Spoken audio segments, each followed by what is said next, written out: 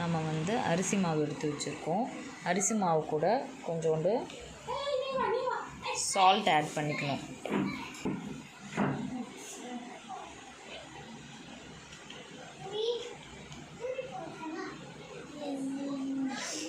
அதுக்கப்புறம் சுடு தண்ணி கொஞ்சம் ஊற்றி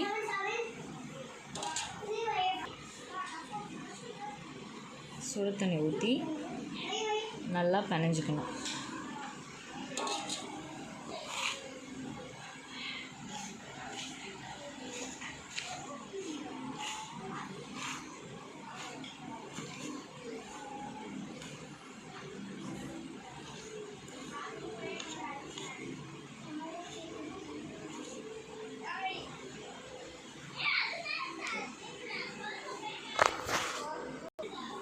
இந்த மாதிரி மாவு பிணைஞ்சதுக்கப்புறம் நம்ம சின்ன சின்ன பால்ஸாக நம்ம உருட்டி எடுத்துக்கணும்.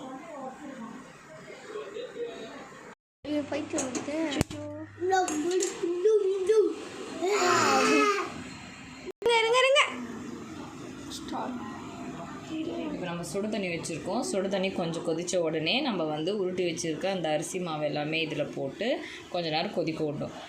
இதுக்கு அப்படியே நம்ம பக்கத்தில் வந்து நம்ம வந்து வெல்லம் வந்து நம்ம கரைச்சிக்கலாம். ஓகேவா?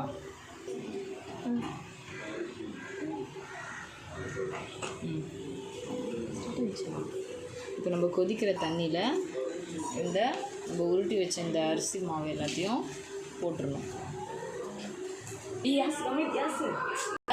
தண்ணியை ஊற்றி அது கொஞ்சம் லைட்டாக விதன்னு ஆனதுக்கப்புறமா நம்ம வெல்லத்தை போட்டு கரைச்சிக்கணும். பாகுக்கு ரெடி பண்ணிக்கணும்.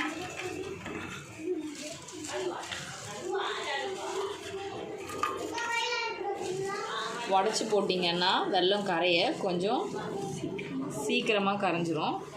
அதனால ரொம்ப நேரம் டைம் ஆகாது நம்மளுக்கு. இப்போது இது வந்து நல்லா சாஃப்டாக இருக்கா அப்படின்னு சொல்லிட்டு பார்க்கணும். மாவு மாதிரி இருக்காது, நம்மளுக்கு வெந்தது நல்லாவே தெரியும். இன்னும் கொஞ்சம் நல்லா வேகிற அளவுக்கு விட்டுட்டு அப்புறம் இதில் நம்ம கரைச்சி வச்சுருக்க வெள்ளை பாகை வந்து இதில் நம்ம வந்து சேர்க்கணும்.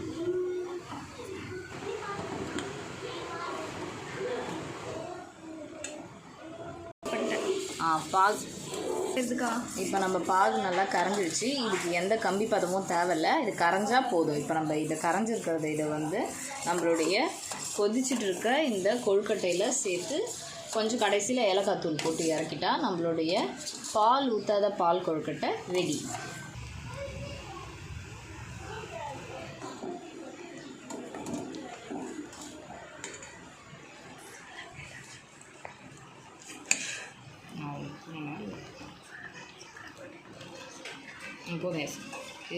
இப்போ சக்கரை பாகு எடுத்து அதில் ஊற்றிக்கிறோம்.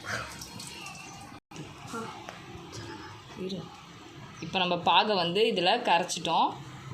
நல்லா இதை கொஞ்சம் ஒரு 2 மினிட்ஸ் நம்ம வந்து அந்த வெல்லம் வந்து நம்மளுடைய கொழுக்கட்டைக்குள்ளே இறங்கும். அதனால் கொஞ்சம் வச்சுட்டு கடைசியாக ஏலக்காய் போட்டோன்னா நம்மளுடைய தேன் கொழுக்கட்டை ரெடி.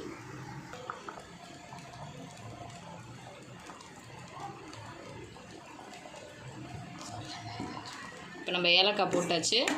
ஒரு 1 மினிட் ஒரு 30 செகண்ட்ஸ் நம்ம வந்து இதை வச்சுட்டு அதுக்கப்புறம் நம்ம வந்து இறக்கிடலாம். உங்களுக்கு வேணும்னா தேங்காய் துருவி போட்டுக்கோங்க, இன்னும் கொஞ்சம் டேஸ்ட்டாக இருக்கும். எங்கள் வீட்டில் இருக்கவங்க தேங்காய் சாப்பிட மாட்டாங்க, அதனால் நான் வந்து ஸ்கிப் பண்ணிட்டேன். நீங்கள் தேவைன்னா ஆட் பண்ணிக்கலாம், டேஸ்ட் இன்னும் சூப்பராக இருக்கும்.